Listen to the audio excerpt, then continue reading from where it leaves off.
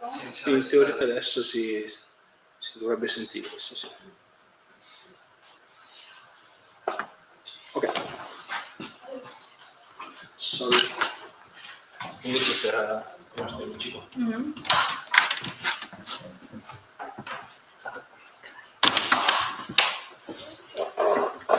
Quindi siamo partiti da una contestualizzazione proprio per criticare la decontestualizzazione che invece i media e i nostri giornali hanno operato in questi giorni, per arrivare a introdurre il contesto storico che ha portato alla situazione attuale. E in particolare per poter descrivere quello che è successo in Palestina occorre definire il sionismo. Il sionismo è un movimento politico e un'ideologia volti alla creazione di uno Stato ebraico sviluppatosi a fine 1800 e questo movimento si poneva l'obiettivo di fondare appunto uno Stato in un'area geografica dove la popolazione ebraica sarebbe potuta immigrare. C'erano diverse ipotesi, non solo la Palestina, ma anche altri paesi come l'Argentina, il Kenya, gli Stati Uniti, il Canada, eccetera. L'opzione che prevalse ufficialmente nel 1905 fu la Palestina, all'epoca governata dall'impero ottomano. Tuttavia il sionismo non è solamente un movimento che è nato per la creazione di uno Stato, ma è anche un movimento che intrinsecamente si porta dietro l'idea di un insediamento di tipo coloniale. E nel modo in cui questo movimento e questa ideologia si è manifestata in Palestina, possiamo definirla un'ideologia razzista. E questo perché proprio nel momento in cui la popolazione emigrata ebraica si è trovata di fronte a questa popolazione indigena palestinese, si è attivata la logica dell'eliminazione.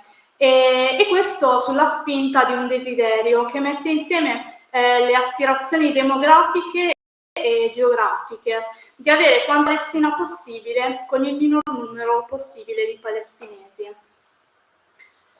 E a questo proposito si cita il piano dalle, quello che Perina Mpappé ha consentito nel 1948 di portare a termine un master plan, e cito dal piano dalle, questo documento di 75 pagine scritto dalla Ganà. Si possono effettuare queste operazioni nella maniera seguente: distruggendo i villaggi, dandogli fuoco, facendoli saltare in aria, minando le macerie, e specialmente quei centri popolati difficili da controllare con continuità, oppure attraverso operazioni di rastrellamento e controllo, con le seguenti linee guida: circondare i villaggi, fare retate all'interno, in caso di resistenza si devono eliminare le forze armate e la popolazione deve essere espulsa fuori dai confini dello Stato. E ancora dal diario di Ben Gurion: c'è bisogno ora di una reazione forte e brutale. Dobbiamo essere precisi nei tempi, nei luoghi e nei bersagli. Se accusiamo una famiglia, dobbiamo colpire tutti, senza pietà, comprese le donne e i bambini, altrimenti non sarà una reazione efficace. Durante l'operazione non c'è alcun bisogno di distinguere tra chi è colpevole e chi non lo è. E queste citazioni mostrano chiaramente come sia stata possibile la pulizia etnica. Una pulizia etnica che definiamo come la politica di un gruppo di persone che su basi religiose, etniche o nazionali decide di eliminare un altro gruppo da un certo territorio. E questo viene portato avanti attraverso violenza, operazioni militari, discriminazione, in osservanza dei diritti umani e delle leggi umanitarie internazionali. E a questo proposito, inserendo il sionismo come un'ideologia coloniale, si possono riconoscere proprio nella pratica che c'è avanti i tre movimenti che caratterizzano ogni progetto coloniale. In particolare in questo Israele Stato esemplare questi tre movimenti sono la distruzione, la cancellazione delle tracce dell'altro e dell'altra e infine la negazione di quello che è stato fatto.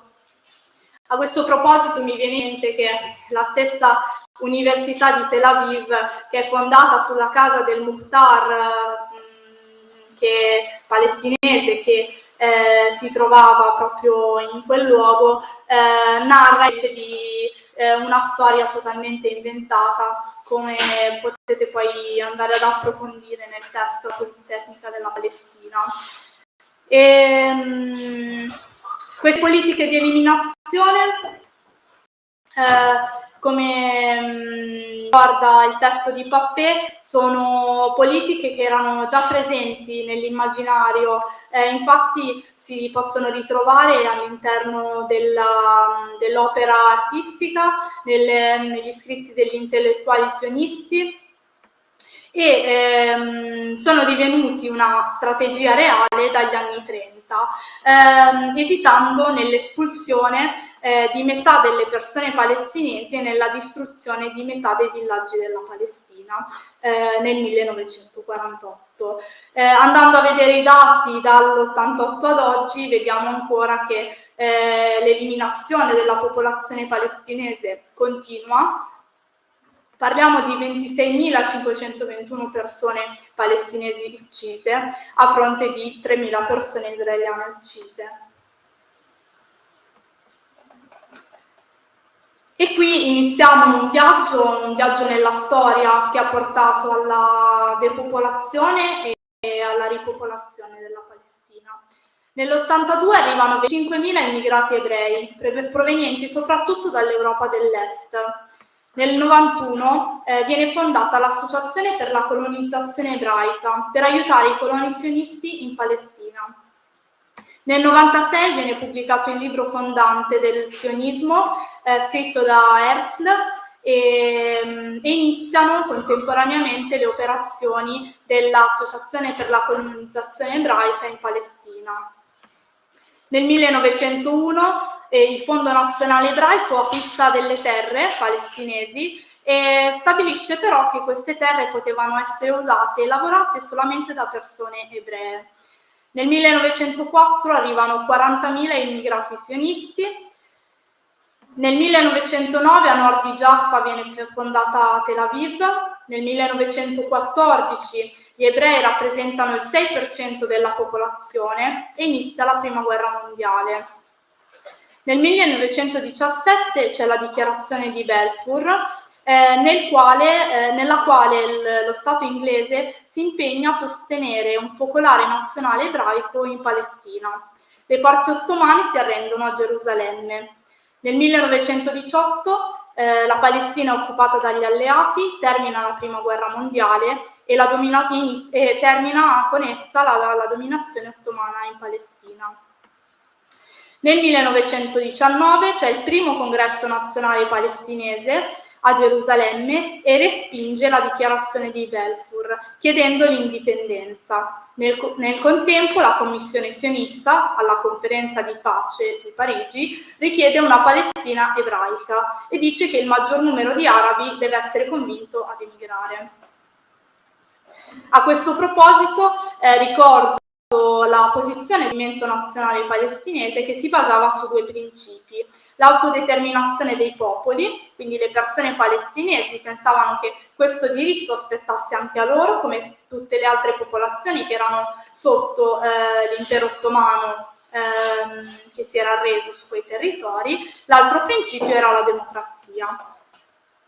Tuttavia, nonostante avessero portato questi principi e li avessero rivendicati di fronte a tutte le delegazioni internazionali, i palestinesi ricevettero la risposta che sì, il principio della democrazia e dell'autodeterminazione stava molto a cuore al mondo occidentale, però non si poteva applicare alla Palestina perché l'impero britannico si era impegnato a fare della Palestina uno Stato ebraico e gli ebrei erano una minoranza. Così la storia continua e altri 35.000 ebrei sionisti in Palestina. Ora siamo tra il 1919 e il 1933 e le persone ebree sono il 12% e possiedono il 3% della terra. Nel 1920 nasce l'Haganah, l'organizzazione militare sionista clandestina, e il mandato della Palestina viene assegnato all'Inghilterra. Iniziano le prime proteste. Un censimento inglese nel 1922 descrive la popolazione in Palestina in questo modo: il 78% di religione musulmana, l'11% ebraica e il 9,6% cristiana. Arrivano altri 60 immigrati ebrei in Palestina, metà dalla Bologna, e la popolazione ebraica arriva al 16%. Ora è proprietaria del 4% della terra. Nel 1931 viene costituito il gruppo militare Irgun e il direttore inglese dello sviluppo in Palestina pubblica il primo rapporto sugli arabi senza terra come conseguenza della colonizzazione sionista. Tra il 1932 e il 1936 viene fondato Istiklal, che è il primo partito palestinese che reclama il seguente slogan: nessuna tassa senza rappresentanza. Tra il 1937 e il 1938 viene redatto dalla commissione di Phil un documento che raccomanda la spartizione della Palestina con il 33% del paese che diventa uno Stato ebraico. E questo comportava il trasferimento di parte della popolazione palestinese. Chiaramente la popolazione palestinese si infuria e di risposta il protettorato britannico scioglie tutte le organizzazioni politiche palestinesi e opera una rappresaglia militare. Seguono scontri per cui l'Irgun uccide 119 palestinesi. Nel 1939 il leader sionista Jablonski scrive: gli arabi devono lasciare spazio agli ebrei in Eretz Israele. Se è stato possibile trasferire i popoli baltici, è anche possibile spostare i palestinesi. E nello stesso anno la Camera dei Comuni inglese approva la Carta Bianca che stabilisce l'indipendenza condizionata della Palestina dopo 10 anni e l'immigrazione di 15.000 ebrei in Palestina ogni anno per i successivi 5 anni. Poi questa cosa viene estesa in realtà ad oltranza, cioè non si pone più un limite e chiaramente la Carta Bianca finisce nel dimenticatoio. Nel 1947, dopo la fine della Seconda Guerra Mondiale, l'Inghilterra dichiara all'ONU che si ritira dalla Palestina. Quindi l'ONU nomina un comitato per la Palestina che raccomanda la spartizione. E qui viene adottata la risoluzione 181 di spartizione della Palestina. Inizia l'espulsione degli arabi palestinesi nativi da parte degli ebrei di Israele. Questo prevedeva il piano di spartizione, quindi un 56,47% del territorio allo Stato ebraico e invece allo Stato arabo-palestinese un 42%, con la zona di Gerusalemme considerata invece territorio internazionale. Nel 1948 i palestinesi iniziano a pensare ed operare una resistenza alla spartizione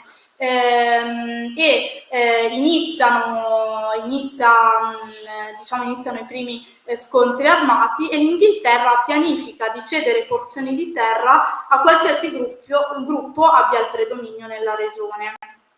Scoppia la guerra tra arabi ed ebrei e viene istituito il servizio militare da parte dell'Haganah.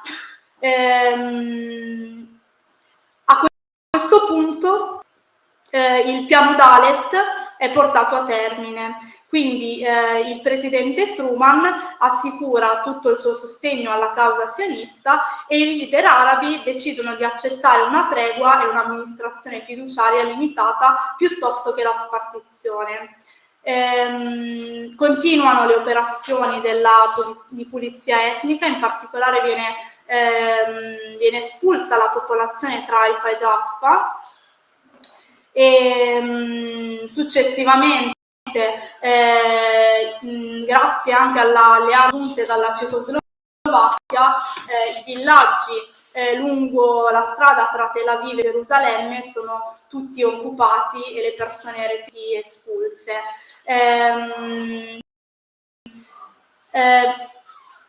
Arriviamo a un bilancio di circa 250.000 persone palestinesi espulse dalle loro case, anche grazie alle armi che arrivano da fuori.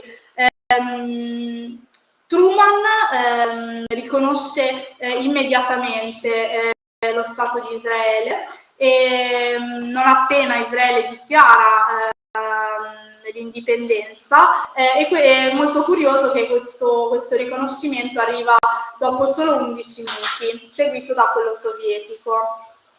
Nel settembre del 1948 viene ucciso il mediatore ONU in Palestina da parte di terroristi ebrei a Gerusalemme e continuano le espulsioni della popolazione palestinese e l'ONU arriva ad adottare la risoluzione 194 sul diritto al ritorno dei profughi palestinesi. Chiaramente un diritto mai configuratosi in qualcosa di reale che tuttora vede le persone palestinesi come questa signora in foto conservare le chiavi delle loro case ormai distrutte e dei loro villaggi ormai cancellati.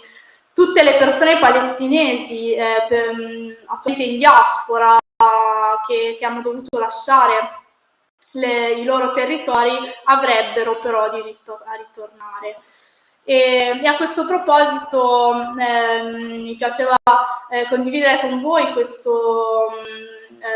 questa vignetta di Naji Alali che descrive proprio il trauma di un bambino che deve lasciare la sua casa, la sua terra e che si rende conto che probabilmente non solo non potrà tornare, ma che sarà tutto cancellato e che qualcuno dirà anche che non è mai successo.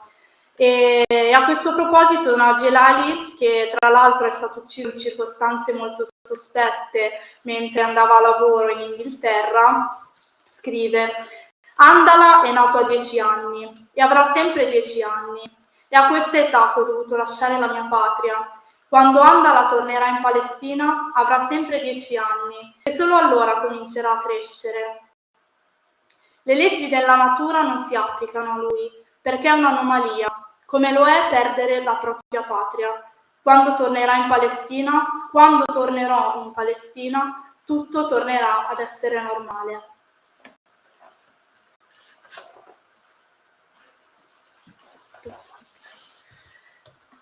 E a questo proposito è molto curioso andare a vedere come nonostante nello stesso 48 avvenisse in realtà venisse pubblicata la dichiarazione universale per i diritti umani, in Palestina veniva appunto portato a termine il progetto di pulizia etnica e la fondazione di Israele e in Sudafrica veniva emanata la legge sull'apartheid. E, chiaramente la storia è molto lunga e sono alcune foto della NACFA, però mi piace l'idea di dare proprio corpo alla complessità.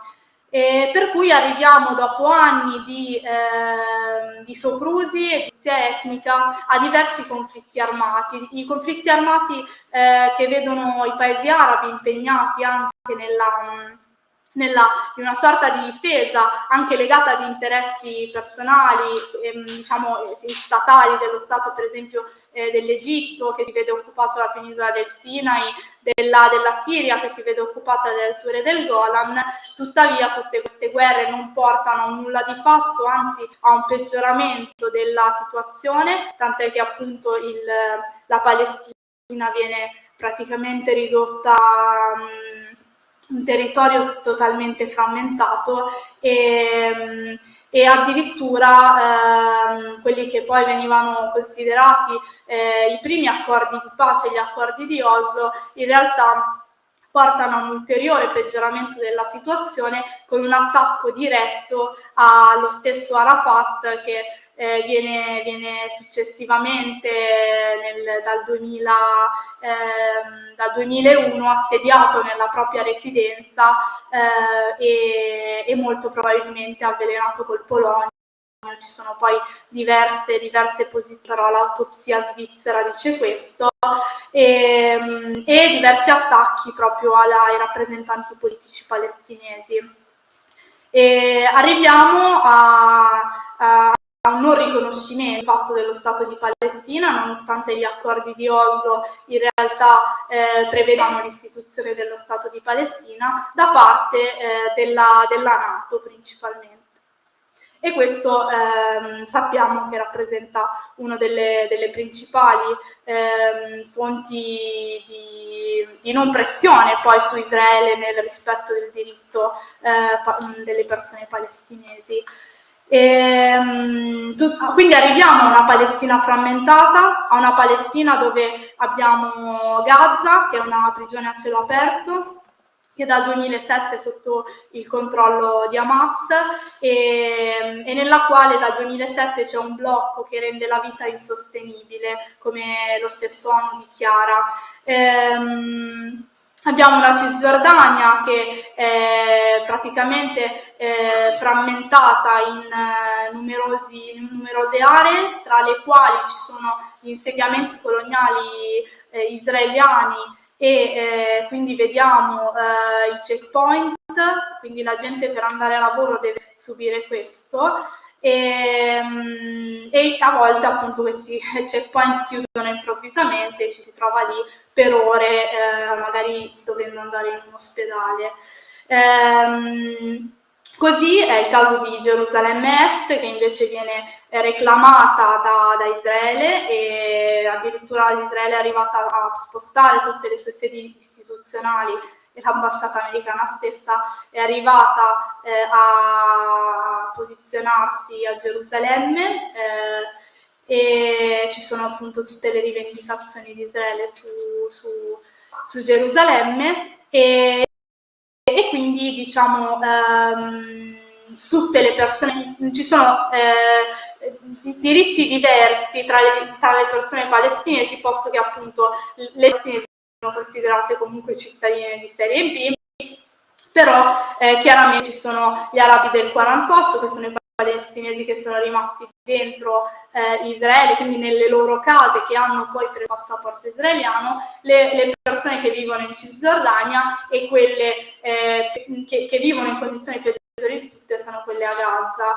E quindi mi lascia immaginare come che impatto possa avere una situazione di questo tipo sulla salute mentale, anche alla luce della violenza che le prigioni e la tortura israeliana riservano alle persone palestinesi sospettate di un qualche crimine. Mi piace citare il caso di Ahmed Manasra, di cui su YouTube potete andare a trovare gli interrogatori, un bambino di 13 anni che viene torturato, che oggi schizofrenico, rimane in carcere, viene anzi in isolamento, non viene liberato nonostante le richieste di Amnesty International, e probabilmente le accuse a lui rivolte gli sono state storte con la tortura. E a proposito proposito, proprio perché la dottoressa parlerà della salute mentale, cito Bourdieu, che parla della violenza simbolica per definire i rapporti che si stabiliscono in epoca coloniale fra coloni colonizzati. E in questo caso ci si riferisce al potere che i coloni hanno nell'imporre significati, rapporti di senso e nel dissimulare rapporti di forza. E riferendosi a questa violenza simbolica la si può definire come proprio il potere di agire sul mondo agendo sulla rappresentazione del mondo.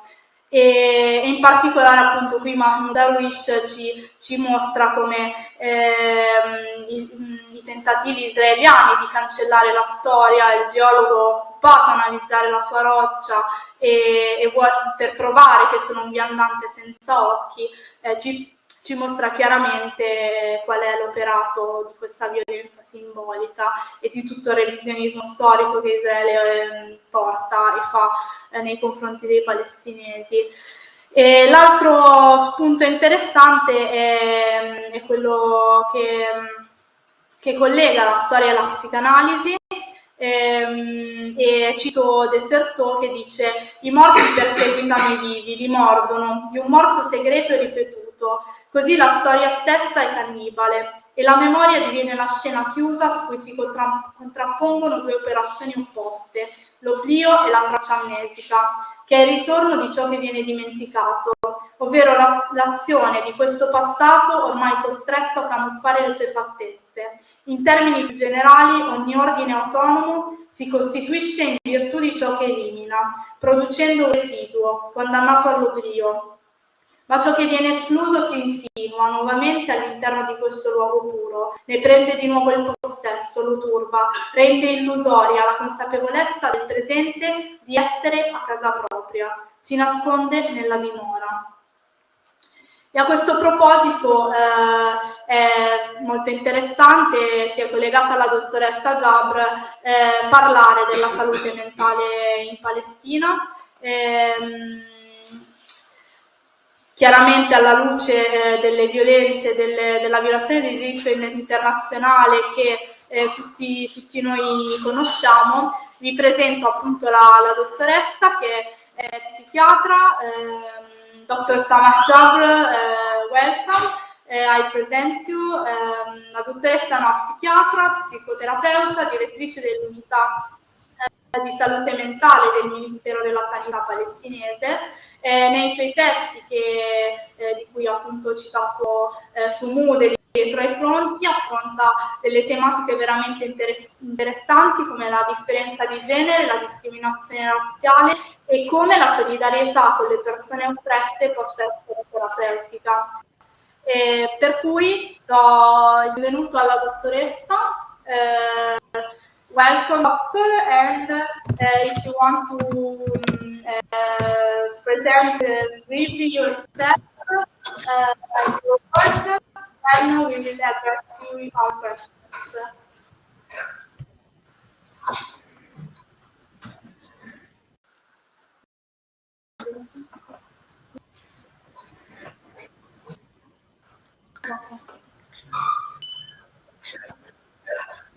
Dovrebbe essere...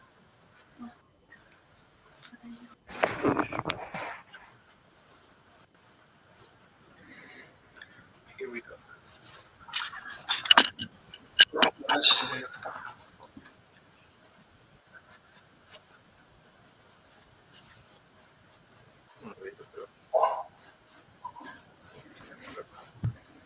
Okay, here we go. Okay.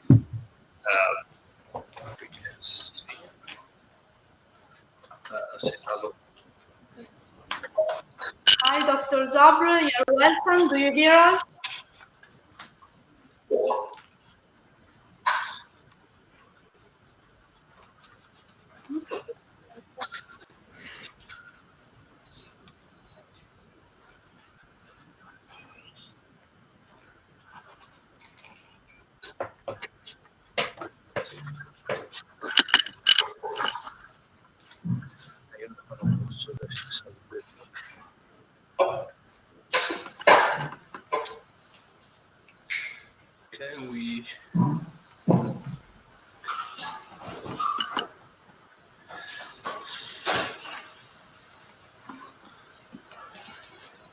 Fai salvo che deve fare.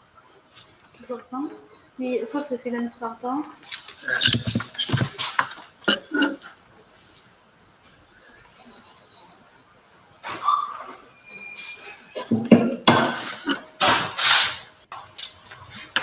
Hello, doctor. Can you hear us?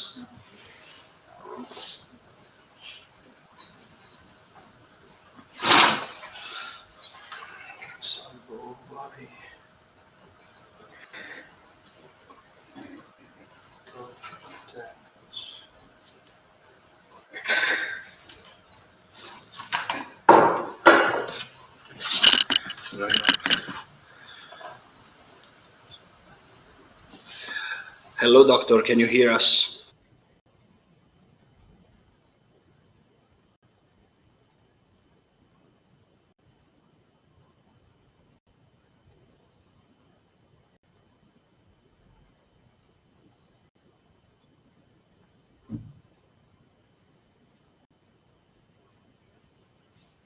Yes, sure, I can try to talk. Hello, everybody, but I don't hear anyone. I see the messages. I don't hear anybody.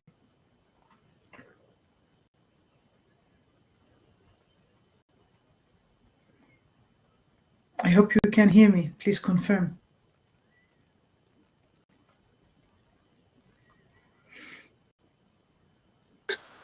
Now we are hearing, but it's a little bit disturbed.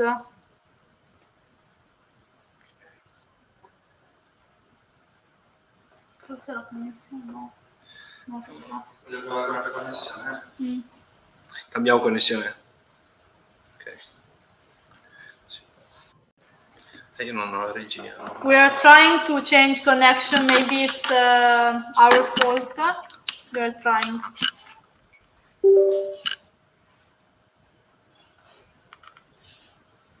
Okay.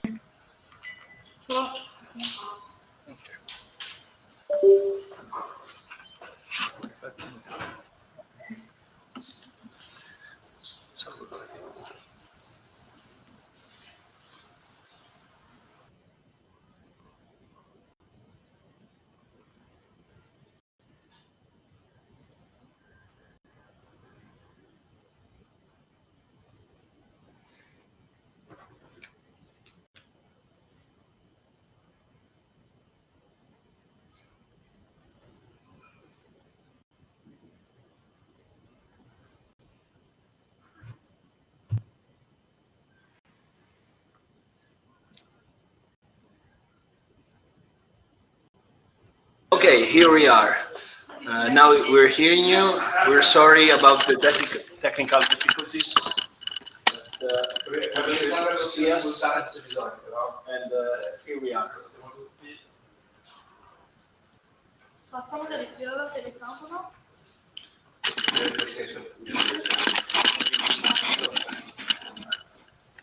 Hi, doctor. Do you hear us?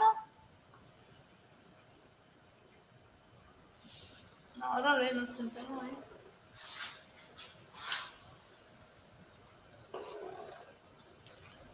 No, forse no.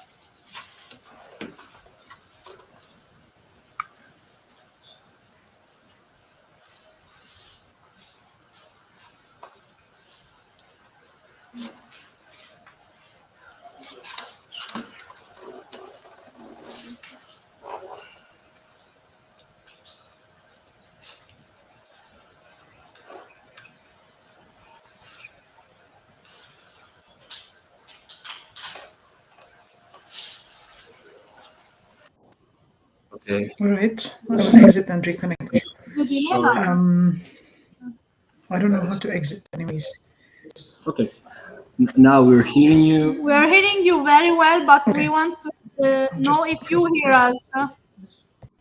Do you hear us? No. Non ci sente? No, lei non sente. Noi sentiamo bene lei, ma lei non noi.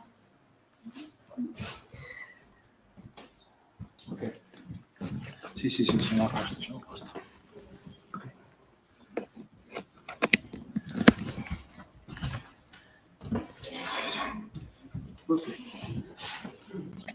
It works now. Ok. Ok, allora, Good hi. evening. Good evening, everybody. Giro un attimo. Perché... Okay, we have Alia here. You're welcome. I'm Alia. We spoke when I invited you from Chi si cura di te. I introduced you. We have Dr. Jabr, a psychiatrist responsible of mental health unit in Palestine, also a psychotherapist. And I presented a little bit your books, and we are glad to have you here. We did a brief historical point, because we think it's always important to historicize, to put it in a historical setting our interventions. And here we want to make a focus with you on mental health in Palestine. And we've prepared some questions for you. The first one is how to deal with a collective trauma when this trauma also continuously acts on an individual level in the life of mental health workers too, and how to heal the wounds of systemic violence in an individual setting. We wanted also to know if you have any particular practice to address this issue. And this is our first question. So, in your first question, first let me greet the audience, and I hope you hear me clearly, because I hear a little bit of an echo. We hear very, very well. Good. In your first question, I hear three questions. How to deal with individuals who are affected by the collective trauma, and how do we mental health professionals take care of ourselves? And maybe you didn't ask the third question clearly, but how do we deal with the collective trauma and its impact on the society? So be patient with me. I will try to respond to the three questions. First of all, we conceptualize human rights and justice as an integral part of biopsychosocial model. The social in the biopsychosocial model is usually perceived to be the individual social life, relationships, social status, economy, employment. In the case of a Palestinian, where there is a big impact for the geopolitics and oppression, we understand that justice and human rights are very essential, and they play a very important part in the social life and in the biopsychosocial model. So we stress it. And when we get individuals who are affected by the military violence, which is very prevalent, or by the trauma of humiliation, which is the most common trauma for a Palestinian, we acknowledge that the pursuit of justice is an important part of this therapy. And we do the individual therapy in a clinical setting. But that's the impact on an individual. Of course, I will not delve into how we do the individual clinical work. We do it in the ways, we use therapies, individual therapies that are culturally suitable to the Palestinian community. So if we're talking about a child, family therapy is very important. Narrative therapy is very relevant to individuals, where they can reprocess their individual trauma and talk about it and desensitize their reactions by talking about it and trying to put it in order in their minds and in their psyche. So we do this work while acknowledging that safety, peace, justice, human rights are very important for this person. The fact that we acknowledge it does not mean that we can guarantee it, because often when I work with individuals, for example, victims of torture, we know that highly likely that these people will be rearrested in the future and re-traumatized, but we try to do whatever we can. The other question is about mental health professionals, the other part that I understand in your question. If you are treating in a Western context, if you are treating a child from the trauma of neglect and abuse, you do whatever is necessary for the child, but your responsibility as a mental health professional is to inform about the abuse or the neglect.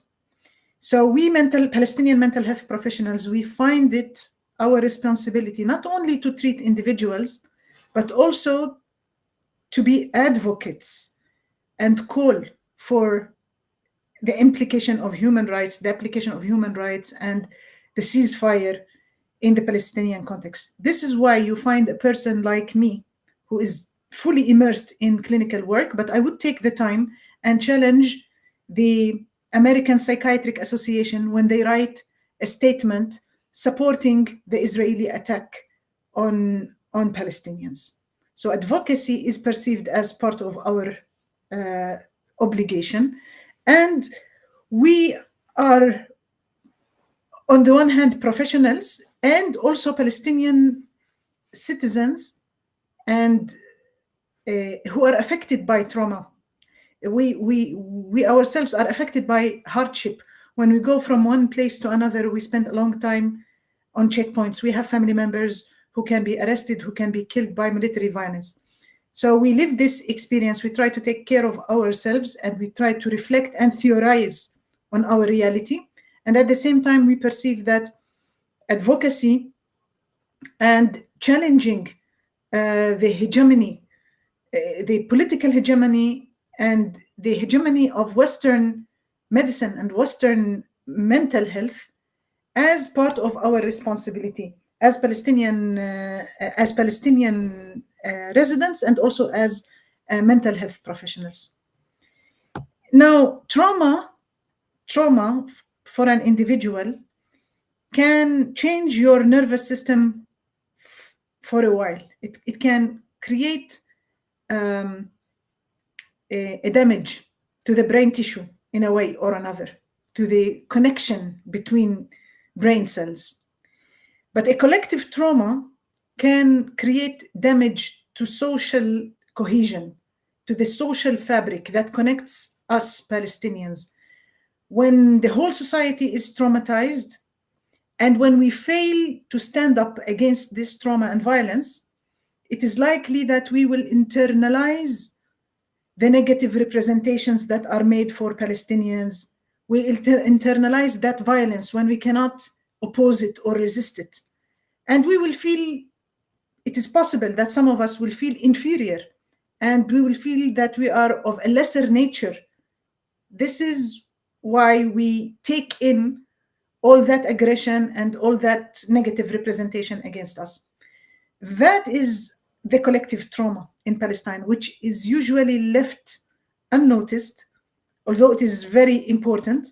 And we have not learned anything in Western mental health and psychiatry that helps us to correct this, the damage that is brought upon us, upon the social fabric of the Palestinians. I claim that there are several ways to correct this damage to the Palestinian society that happens because of the enduring and prolonged oppression. I claim that resistance liberates our minds and liberates and frees us from the damage that is being done. It frees us from the sense of inferiority, and it prevents that internalization of oppression within Palestinian individuals. It liberates us from having a negative regard for our society. And I have another claim. International solidarity validates the humanity of Palestinians and corrects the damage that is being done to us from the mainstream Western media that contributes relentlessly to dehumanizing Palestinians. International solidarity has the potential to correct this, and in that it has a healing effect for the collective trauma of the Palestinian people.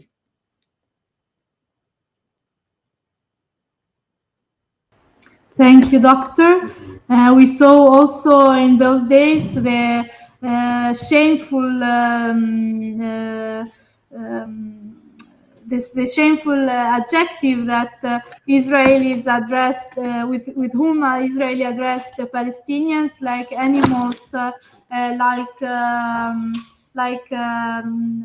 very, very humiliating adjective, and we think that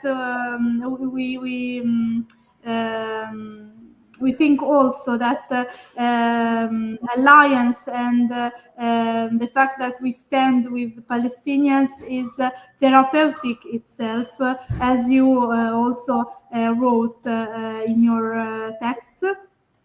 And we have about the narration, the Israeli historical revisionism. We have another question that is about Palestinian identity construction. And the question is this: how does occupation, violence, and the attempt to cancel, to eliminate Palestinian history by mystification and historical revisionism affects Palestinian identity construction? There are different possibilities for the damage on the Palestinian identity, different potentials. There is no doubt that the occupation has created multiple fragmentation and multiple attacks on the Palestinian identity. Identity is criminalized. Palestinian identity can be very easily criminalized. The symbols of Palestinian identity, like the Palestinian flag, is criminalized if you hold it in Jerusalem or in 48 areas. This is considered illegal. People might lose their jobs or go to jail for an act like that. The geographical fragmentation of creating Palestinians of Jerusalem, Palestinians of 48, Palestinians of the West Bank, Palestinians of Gaza, Palestinians of the diaspora. So this geographical fragmentation has created different challenges, different representations, and different facets of the Palestinian identity. Also, trauma plays an important role in shaping the Palestinian identity. I work a lot with minors who spent time, who were detained by Israelis at the age of 12, 11, 13. They spent time in Israeli jail, in Israeli prison. And they are often tortured, humiliated, traumatized. When they go out of prison, if it is difficult usually to reintegrate them in the society, to get them back to school, to their trauma and their experience interrupts their social development in a way that they cannot go back to their childhood and they cannot continue their adult life. And then they become very focused on that aspect of their identity as ex-prisoners. And it's very easy for these people to find themselves again in prison. So the overall hegemony and domination and oppression of Israelis damages the Palestinian identity can be criminalized, and the frequent trauma caused by violence can cause harm and hypertrophy of certain aspects of the Palestinian identity. I want to tell you, it's an example that I always bring. I show my ID card.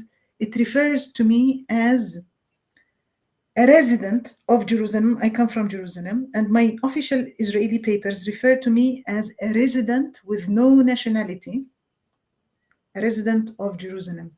And so the concrete identity card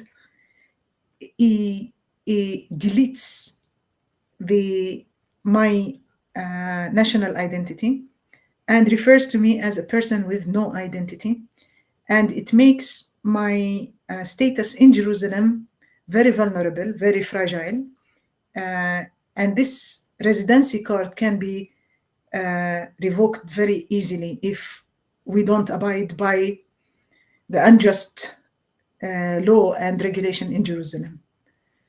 So this is what I can say about identity. I think you made a very clear example about what does it mean to be literally deleted by historical revisionism and by the attempt to colonize not only the territory but also our minds and our history. In this attempt to fragmentate Palestinian history, we can see another attempt of fragmentation that regards the Palestinian society. You spoke about the fragmentation of Palestine because you have Gaza, you have Jerusalem, but not all Jerusalem, but East Jerusalem, where you have also the colonies inside. So we saw also Sheikh Jarrah attempts to eliminate the population and the houses of Palestinians in that village. So we asked you, how does this fragmentation of the society, how does occupation and insecurity affects the integrity of Palestinian society and the cohesion of society in Palestine? I think our tools to maintain the cohesion and the identity in the face of this violent and brutal attack on Palestinians is through a dialogue, a serious dialogue between Palestinians, a dialogue about the future of Palestine, a dialogue that attempts to connect us, to make us in a situation of participation in the project, in the struggle for liberation. And in times of crisis like the time in which we live now, what's happening in Gaza, it provokes and stimulates and catalyzes a dialogue between Palestinians. We spend so much time, all Palestinians, watching news, reading articles, exchanging videos and clips to better understand the situation. And this process of dialogue is very important in creating a sense of cohesion and in the retrieval of our fragmented and broken identity. One other important thing is our collective history, the retrieval of our collective history. This is a protracted situation in Palestine, protracted occupation that brought upon Palestinians, different generations of Palestinians, a lot of pain, but also a lot of hope. And when we revisit the Palestinian history and the Palestinian resistance to the British mandate and the history around the years of Nakba and the 67 war and the first intifada and the second intifada and the multiple attacks on Gaza. Of course, there is a lot of pain, but we understand that the whole project of occupation of Palestine is a project of erasure, of deletion of the people of Palestine.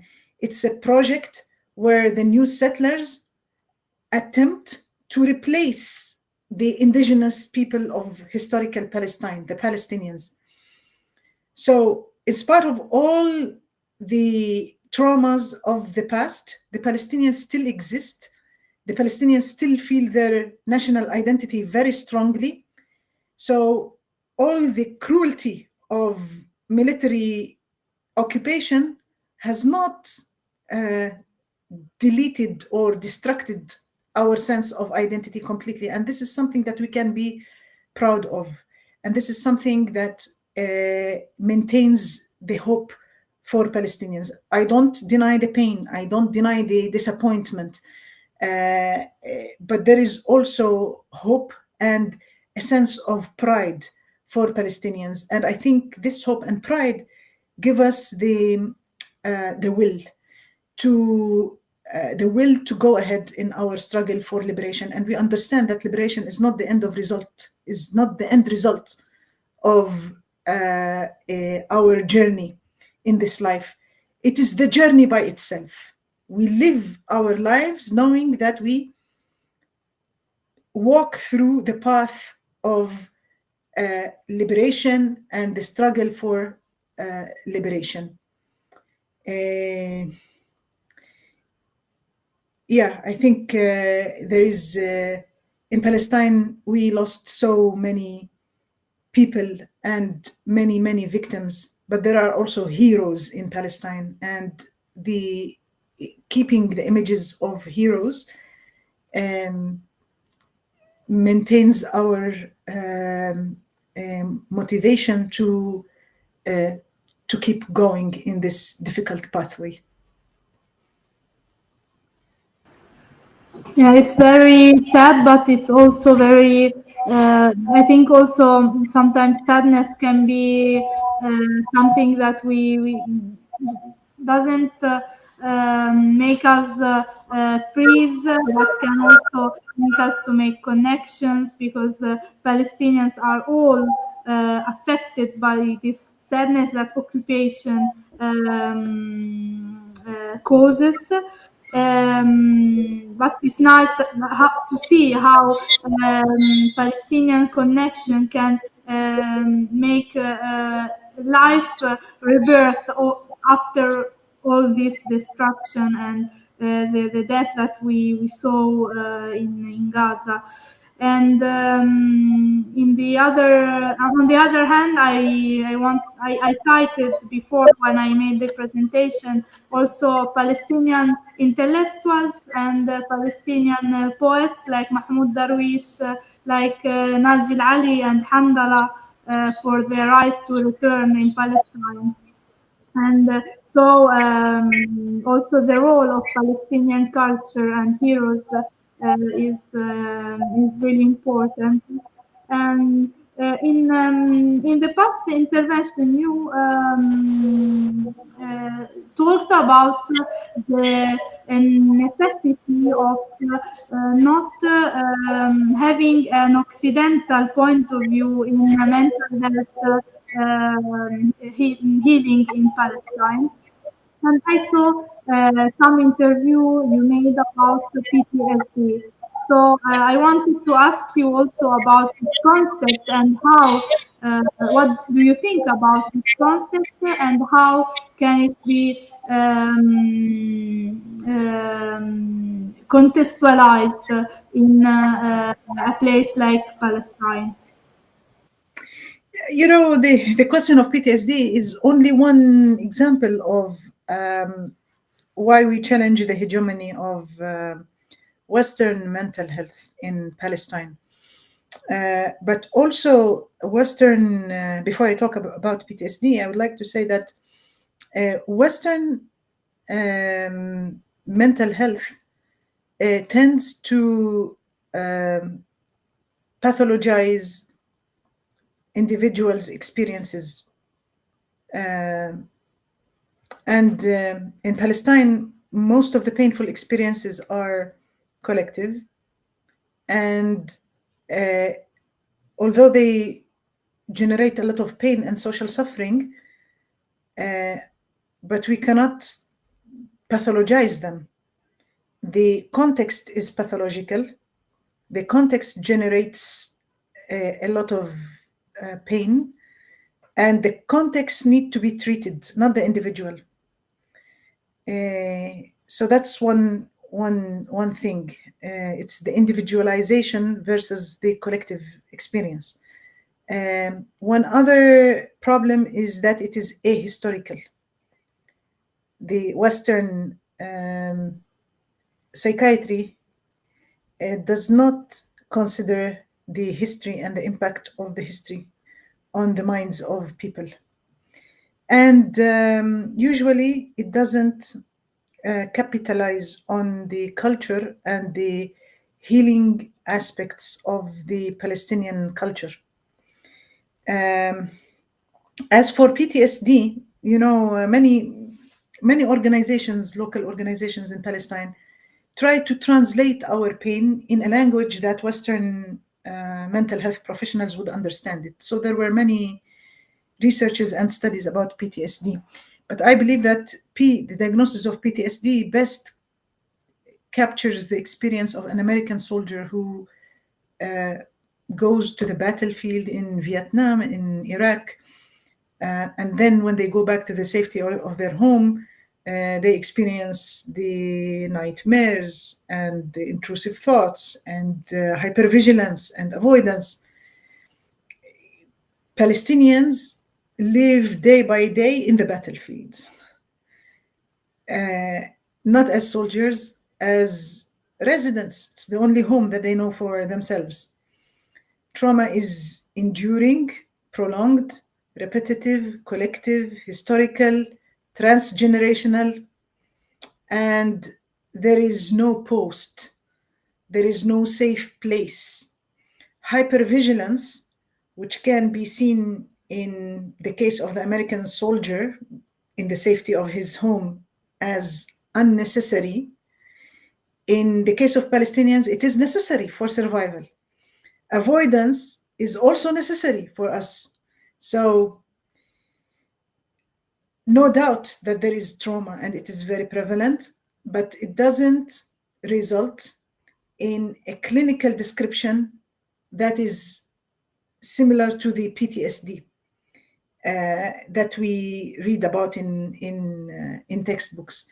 I see people who have PTSD symptoms after a car accident, but people who experience torture and whose grandparents were expelled from their villages and whose father was killed because he was an activist, those people have serious traumatic consequences that don't resemble, that don't look like PTSD at all.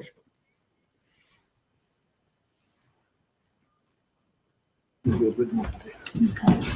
Thank you. We have two questions from home. So the first one is how do the occupation and the military violence affect the epidemiology of psychiatric disorders? So we are dealing with psychiatric disorders, and which ones are prevalent? And you want me to tell you the other question, or you will answer that? Let me answer this one, and then I'll take the other one. So there are many prevalence studies that were published about Palestine. A recent one by the World Bank, by the World Bank, that concluded that 50% of people in the West Bank and 70% of people in Gaza suffer from depression and like another high percentage suffer from PTSD. Previous surveys also concluded that 80% of children in Gaza suffer from PTSD and other psychiatric disorders. I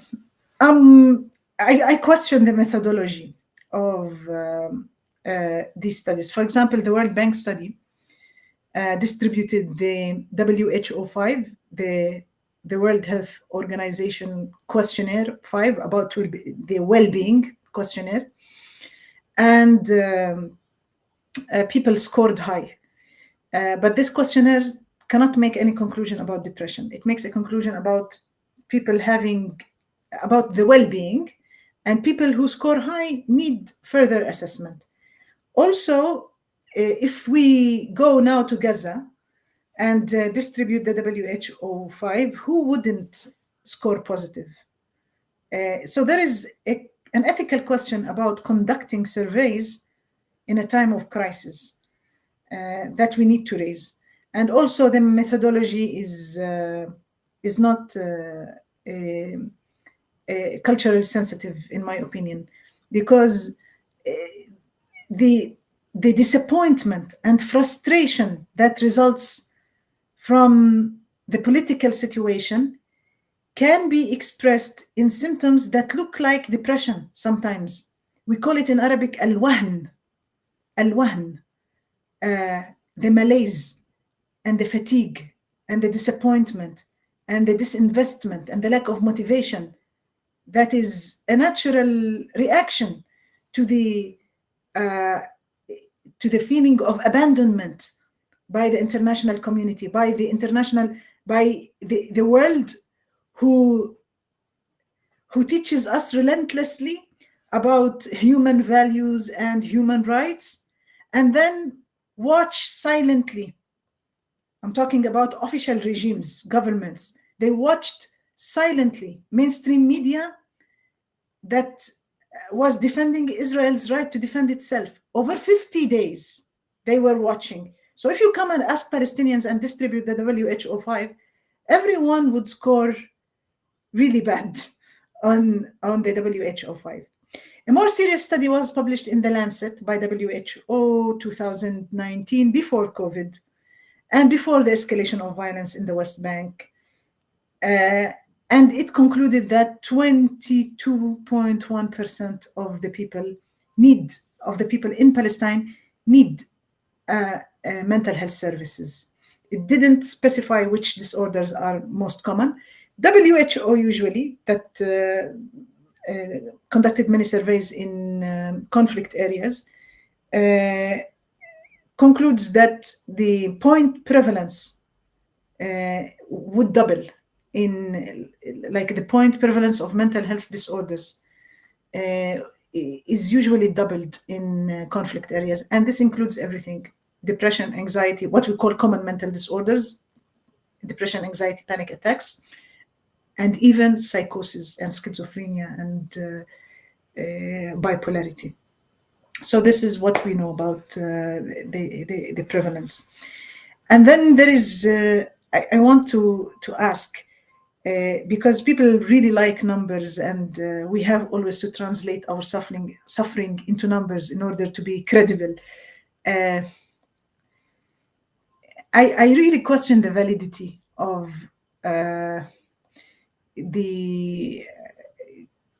already mental health is invisible. It's not like wounds. It's not like physical wounds.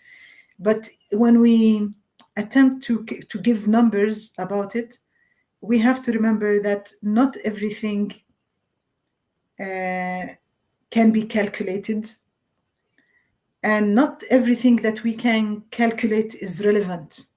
Not everything that we can measure is relevant and important. What is very clear here is that this is a prolonged, enduring, protracted occupation that is violating the basic needs of the people in Palestine. The context in which we are living is very, very pathological. let's treat the pathology in the context, and then talk about individuals who are sick and need treatments. Thank you for this suggestion. And we talked before about the double standard, the Occidental double standard, citing the fact that in 1948, the United States, it was published the International Human Rights Declaration, and in the same year apartheid was made in South Africa, and Palestine was occupied. So we are like very used. We have a very chronicle double standard. And the other question that came from people online is I'd like to know how usual is it for Palestinians to actually reach mental health professionals and start therapy? Is there a big difference rate between Gaza, West Bank, 48 Palestinians, and how big is the stigma about that? Okay. My job is the head of mental health services in Palestine. I come from Jerusalem. I work mainly in the West Bank, but I collaborate with colleagues in Gaza. We have one psychiatric hospital in the West Bank and one psychiatric hospital in Gaza. We have 14 community mental health services in the West Bank and 6 in Gaza.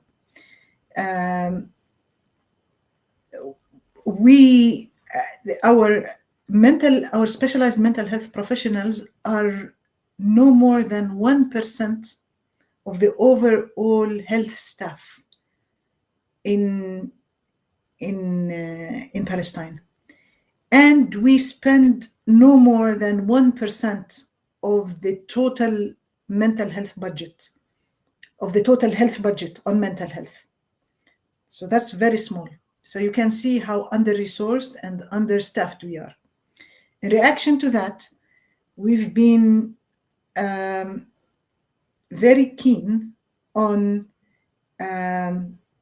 training and building capacity of many people in the help professions to be part of task sharing and to provide mental health response. For example, I have been involved in the training of many doctors and nurses on the mental health gap program. This is a kit from WHO that is suitable for low and Middle East countries that are under-resourced in mental health. Also, I've been involved in building a mental health system in school setting. So like that, it's very easy to encounter people who have mental health conditions. If they are children, we encounter them in schools. If they are adults, they come to their general doctor. Usually, Palestinians experience mental health conditions with somatic symptoms. So in depression, anxiety, it's very common that people would go to their general doctor and ask for complain about chest tightness, rapid breathing, heartache, headaches, stomach aches. So if the doctor is well trained on the integration of mental health in primary health care, they can easily detect these people and provide help to them. As for stigma, I think we talk a lot about mental health in Palestine. I personally talk every day, every morning, almost. I have a show on radio. I speak, I conduct interviews. I write in the newspaper about mental health conditions.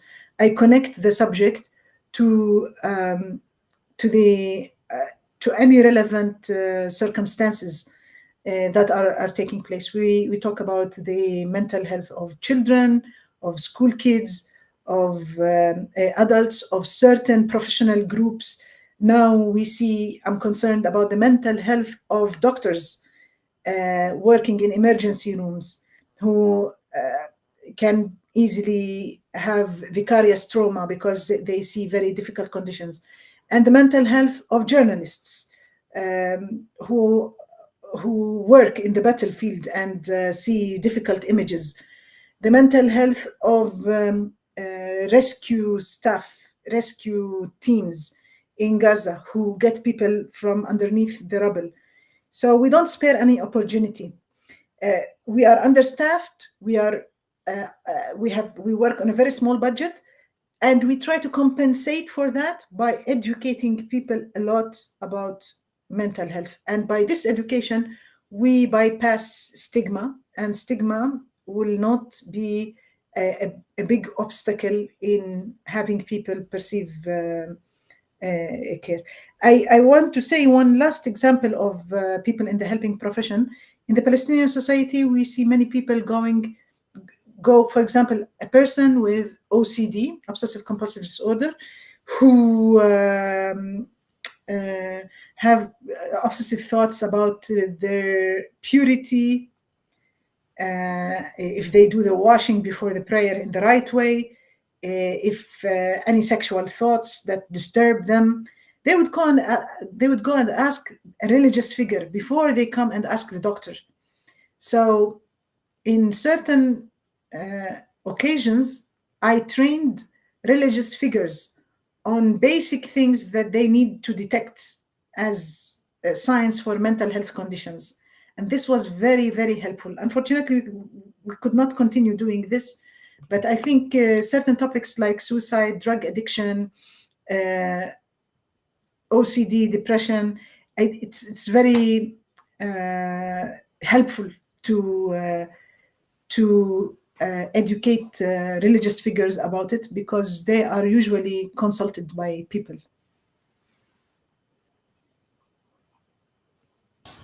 So, I would like to remind you that if there are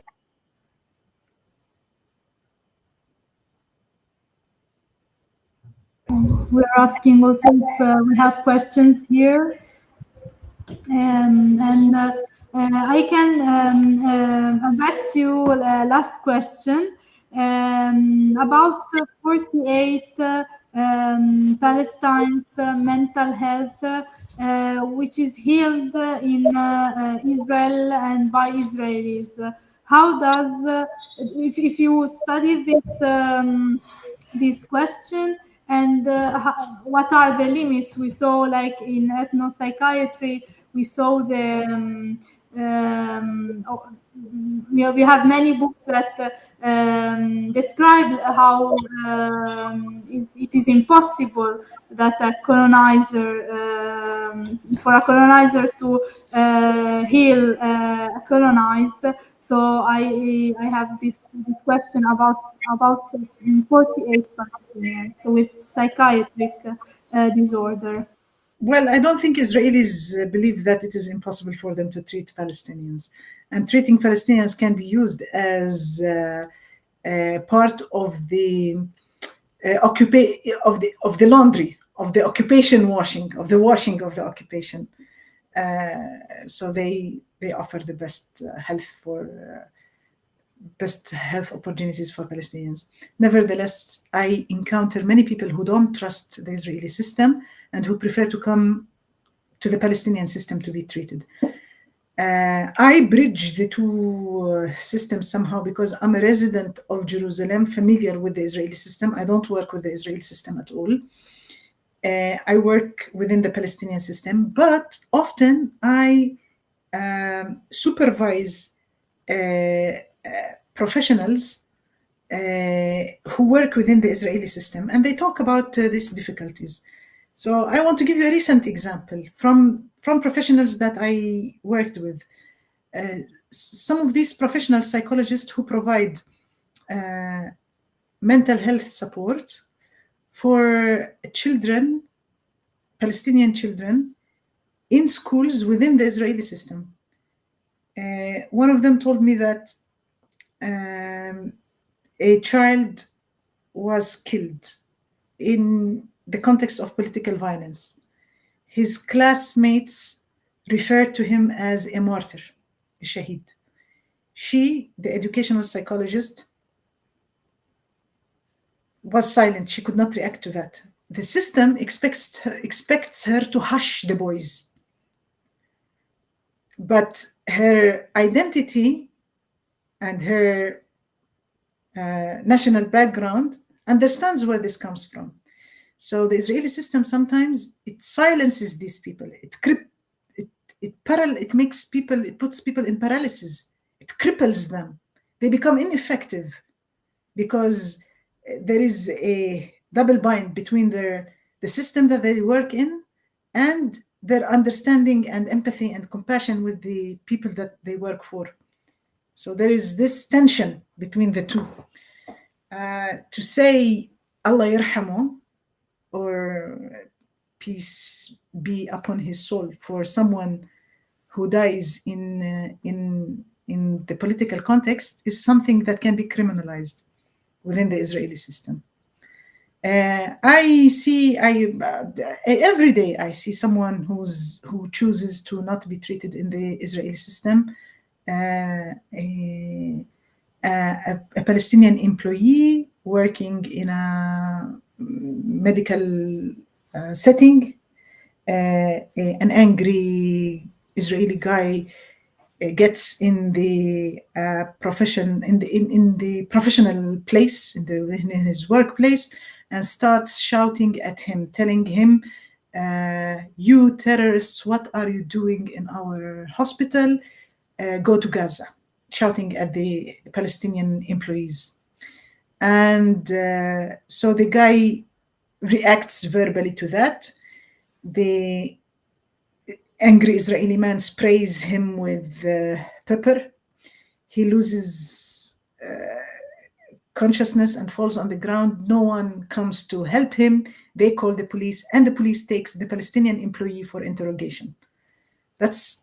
And now the guy suffers from panic attack, and there is he cannot go back to his workplace.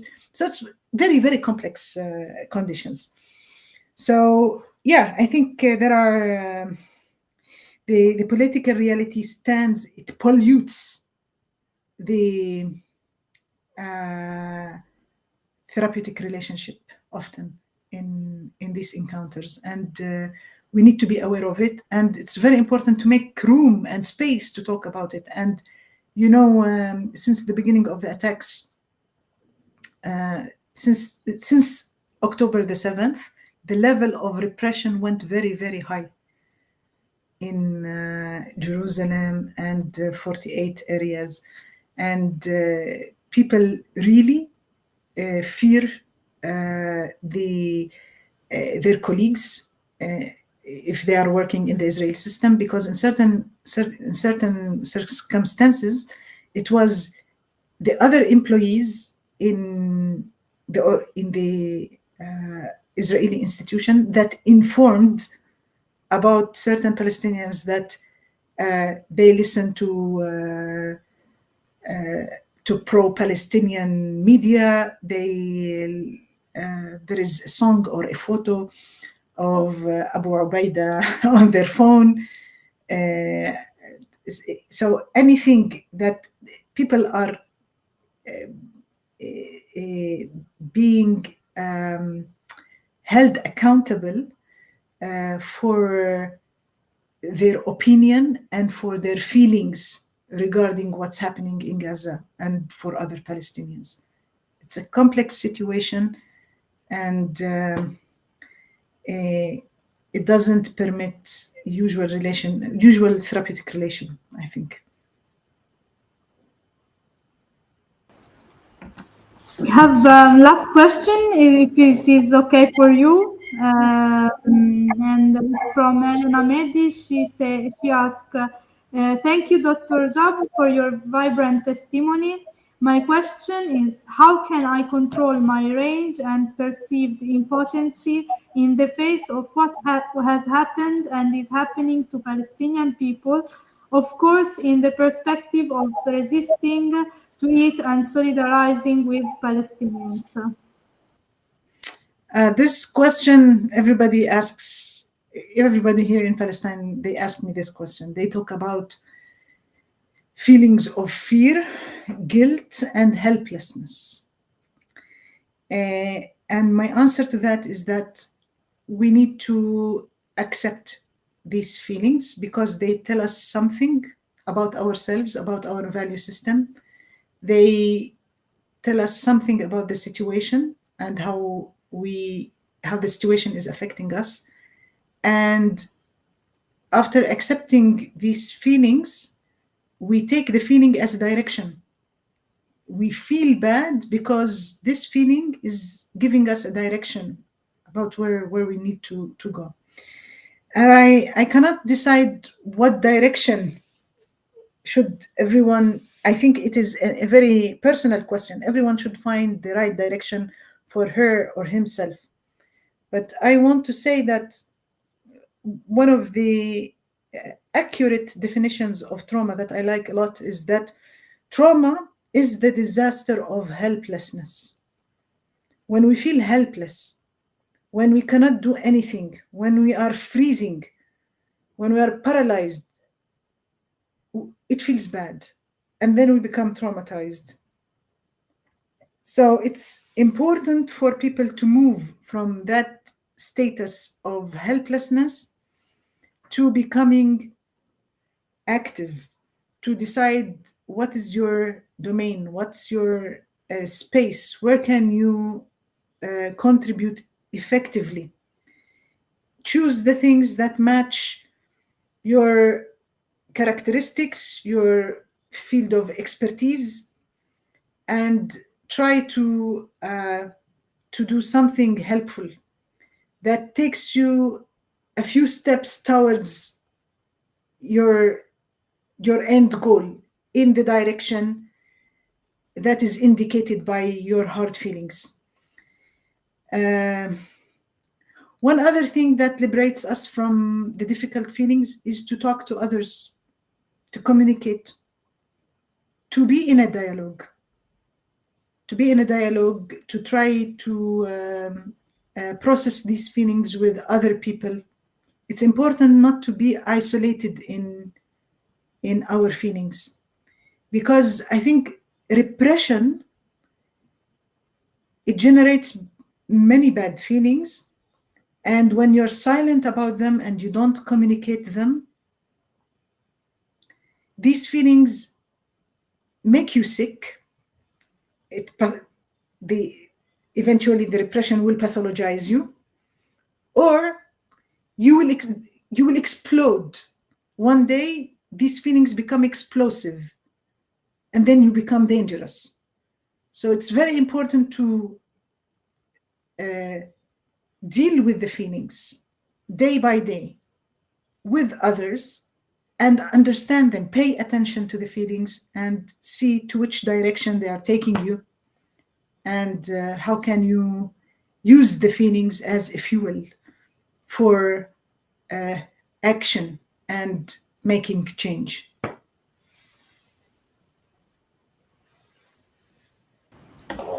So I thought it was the last, but we have other questions.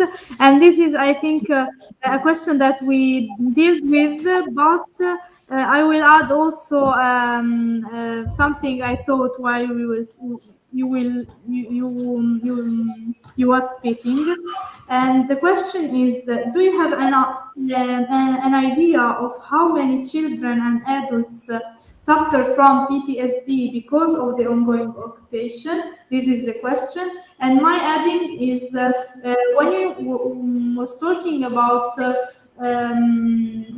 inefficacy of numbers and research, I want to ask you, how can research in a decolonial perspective can aid the Palestinian cause, and something I dream is to have research to bring to international courts, like those are the effects of what you did.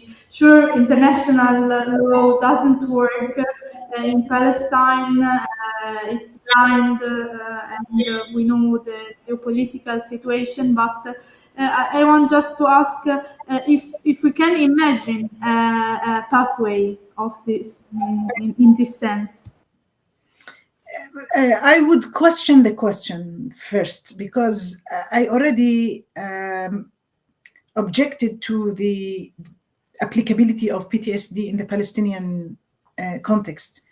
So if you want to go back to literature, I want to tell you that in different papers that were written about Palestine, PTSD, the prevalence of PTSD varied from 17 to 85%.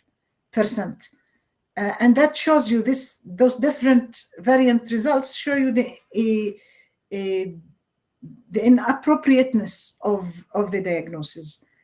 But I think that there are other traumatic reactions, including depression, anxiety, personality changes, and pain that does not fulfill any criteria, grief reaction that does not fulfill any criteria of a DSM or ICD diagnosis. And this is very prevalent. I believe that the latest events in Gaza didn't leave anyone untouched, not even inside Gaza, not only inside Gaza, also outside, those who watch from a distance in the West Bank, in Jerusalem, all Palestinians who watch this, and many outside Palestine who watch this, they don't leave people untouched. Now, people would have different reactions at different times. So the closeness, how we are close in time to the event would determine our reaction. And also it depends on our other resources. What do we do with these feelings? And I think that those who can be actors for change get affected less than others. So I wouldn't talk about statistics of PTSD because I really don't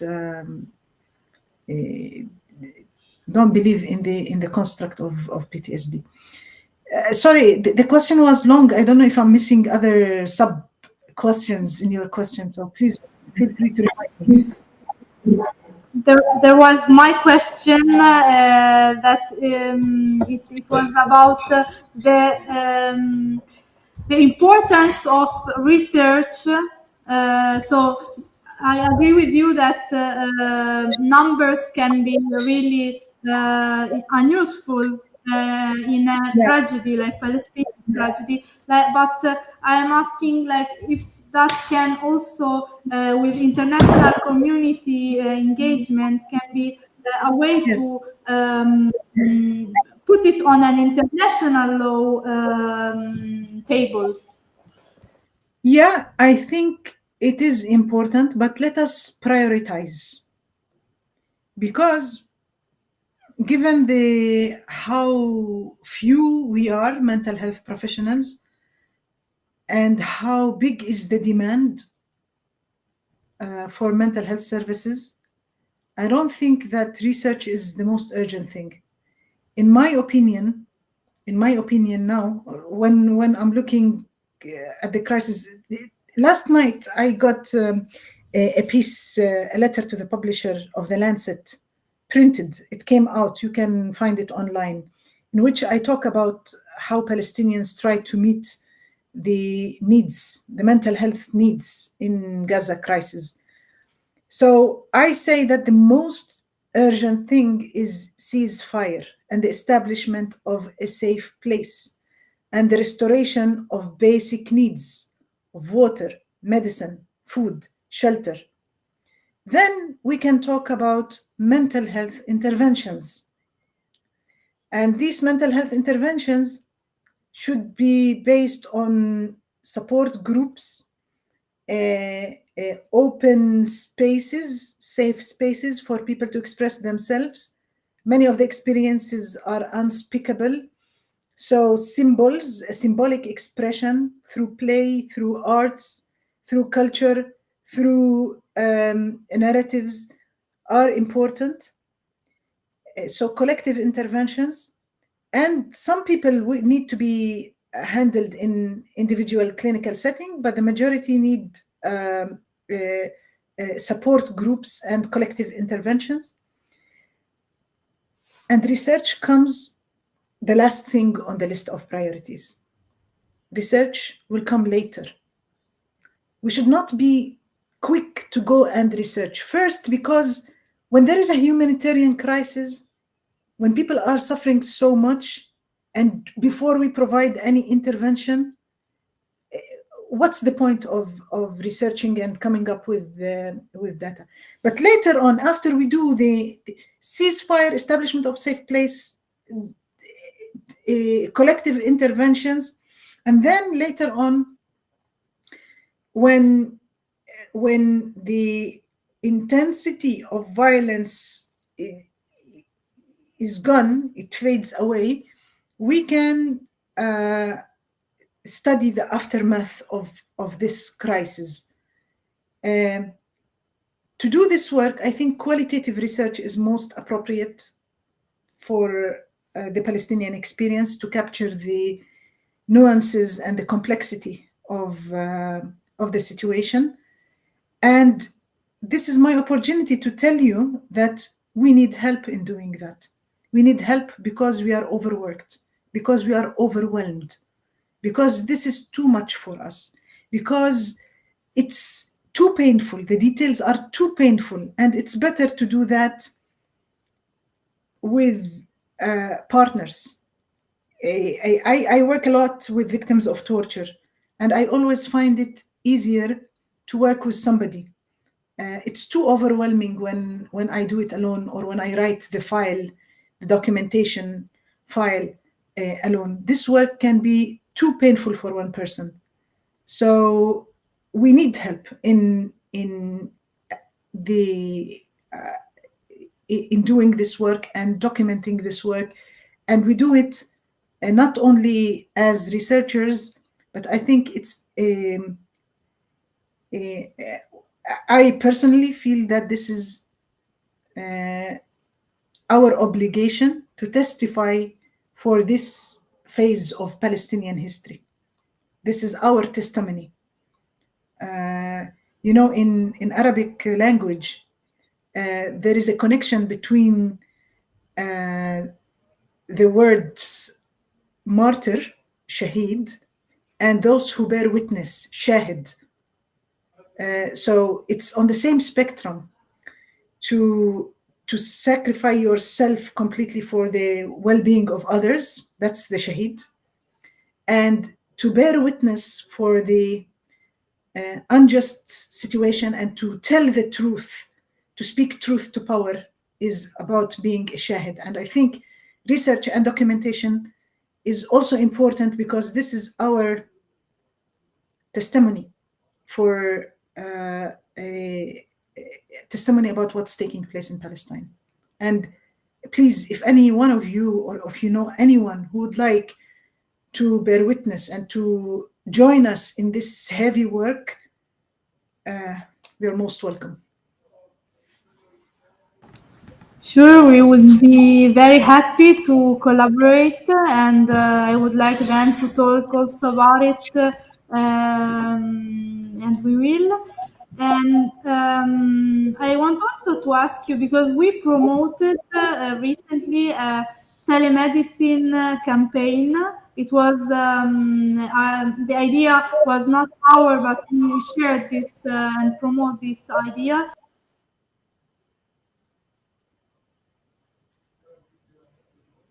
I lost you.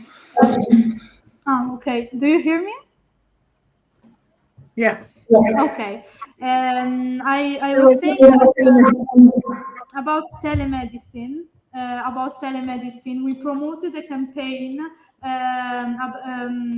that was not ours, but we contributed to share it, about telemedicine in Palestine, and it was especially in Gaza in this last bombing. So I wanted to ask you, what do you think, and how do you think telemedicine can be helpful in a collaboration or in psychotherapy, also to respond to the question of the woman who asked how can we intervene, how can we act when we feel rage, when we feel bad for Palestinian situation. So can telemedicine be a way? Yes, it can be helpful. It can be helpful not during bombardment, but later on.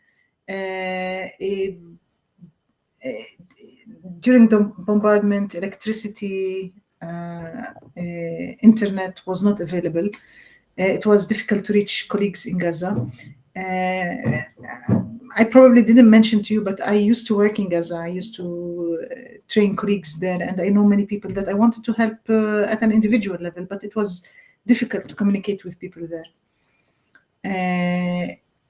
But I think that later on it can be used in training staff, in capacity building, in supervision, also in providing individual sessions. It is more possible when people speak the language, Arabic language, and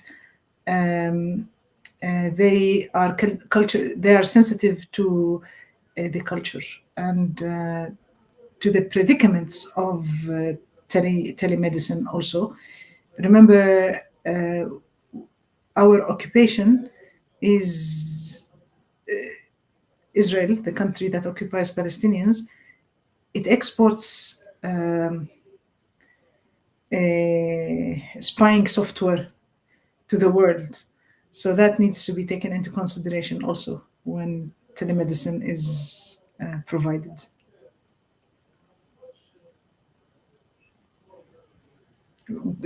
People don't always feel safe to share everything on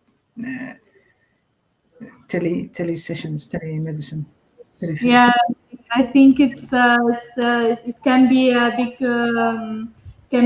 trouble, this, because normally psychotherapy is confidential, but when you use online tools, it's not confidential anymore. It can be not confidential anymore. Is there any other question here? Okay, we have a question. I will.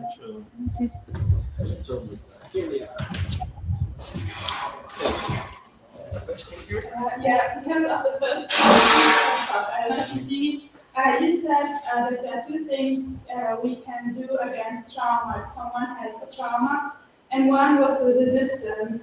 And I wanted to ask how we can resist, like a person can resist, especially in the situation that we have now in Palestine, and how one person can say, okay, I'm resisting in that way.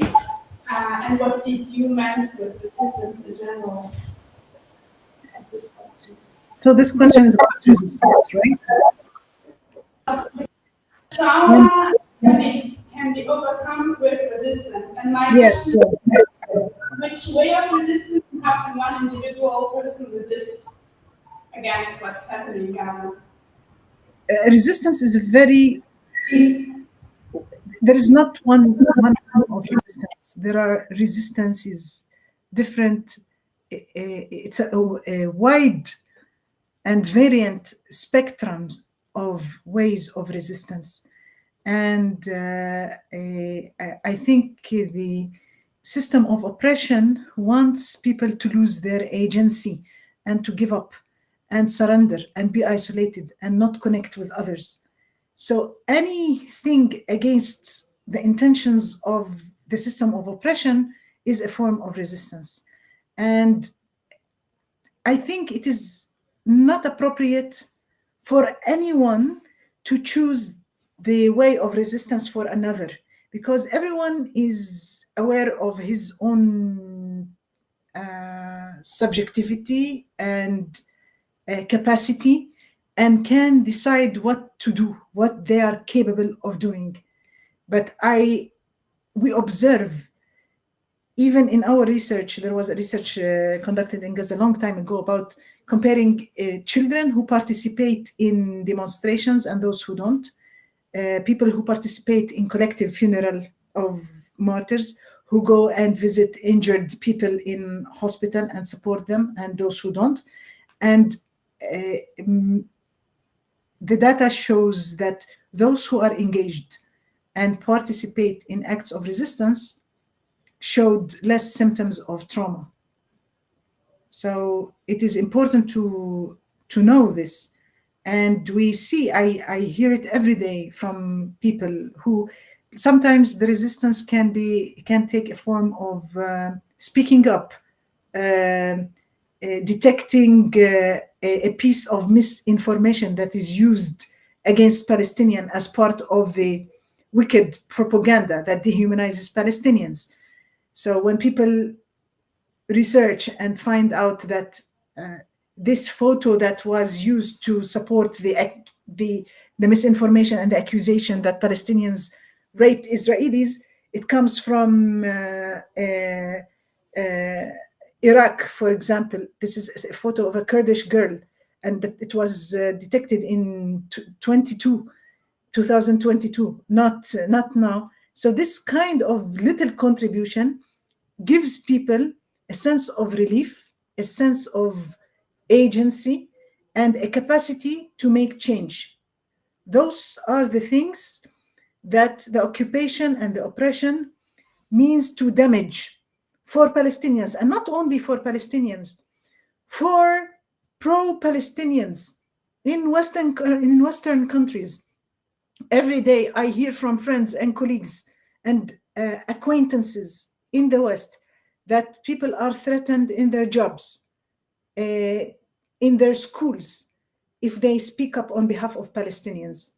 So it is important to mobilize and strengthen each other and find your way to voice your feelings and your thoughts, even within the very small margins of freedom that are available. And I realize that there is a kind of Israelanization of Western democracies. Like in France, the punishment for supporting the Palestinian resistance in France is as bad as it is here in Israel.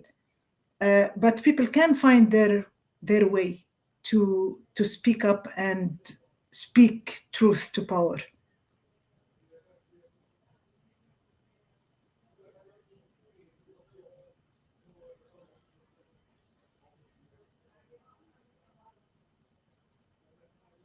I don't know if this was an answer for your question or if I drifted completely. Sure. So thank you very much. And I want to let you just a free part, not with questions. So if you want to share something with us also about what you wrote, about your books, that I advise everyone to read. And so I want just to our last minutes to be free for you to address us with something. I want to thank you for taking interest in Palestine and what's taking place in Palestine, and taking an interest also in the practice of mental health in a way that is not at all the mainstream way. And I hope that you will carry this knowledge to a wider audience, and you can amplify the Palestinian voice and call. You can use the books for that reason. You can share them with others. I continue writing from time to time about the situation in Palestine. Maybe I write much less than I should, given the overwhelming tasks that I have before me. So please make this work known and try to share it with others. Thank you very much. So thank you very much.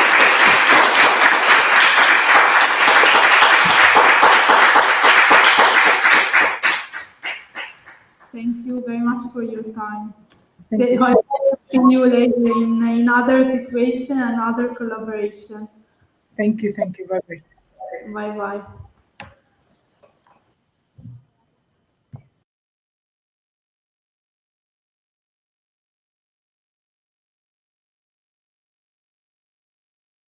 Grazie a tutti e a tutte per aver partecipato.